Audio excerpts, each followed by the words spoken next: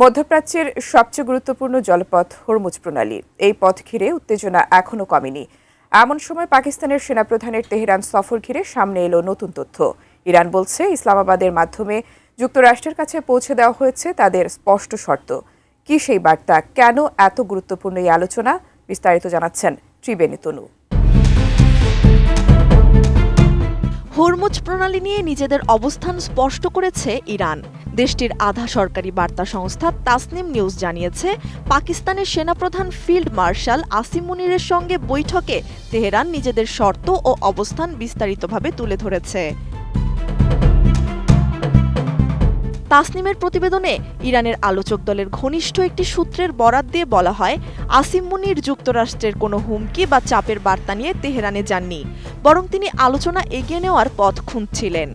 একই সঙ্গে ইরানের অবস্থান ওয়াশিংটনের কাছে পৌঁছে দেওয়ার উদ্যোগ নিয়েছেন।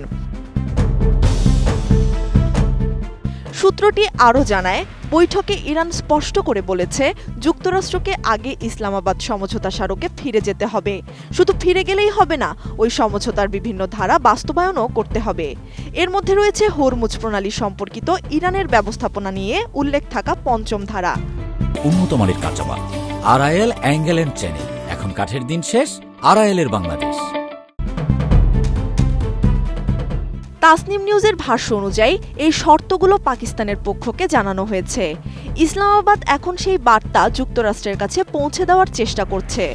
ফলে পাকিস্তান কার্যত দুই পক্ষের মধ্যে যোগাযোগের একটি গুরুত্বপূর্ণ সেতু হিসেবে কাজ করছে।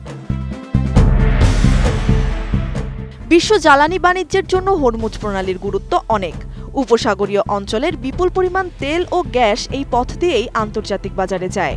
তাই এই জলপথ নিয়ে যে কোনো রাজনৈতিক বা সামরিক উত্তেজনা বিশ্ববাজারেও প্রভাব ফেলতে পারে। বিশ্লেষকদের মতে, পাকিস্তানের সেনাপ্রধানের এই সফর শুধু দ্বিপক্ষীয় সম্পর্কের বিষয় নয়, এর সঙ্গে জড়িয়ে আছে বৃহত্তর আঞ্চলিক কূটনীতি।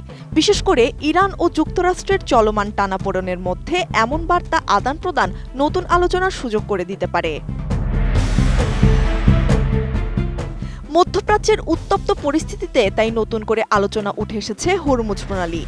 এখন নজর ওয়াশিংটনের দিকে। ইরানের শর্তের বিষয়ে যুক্তরাষ্ট্র কি প্রতিক্রিয়া জানায়, সেটিই হবে পরবর্তী কূটনৈতিক সমীকরণ। ইরানের এই বার্তা কতটা প্রভাব ফেলবে, সেটাই এখন দেখার বিষয়। ত্রিবেণী তনু, ATN নিউজ।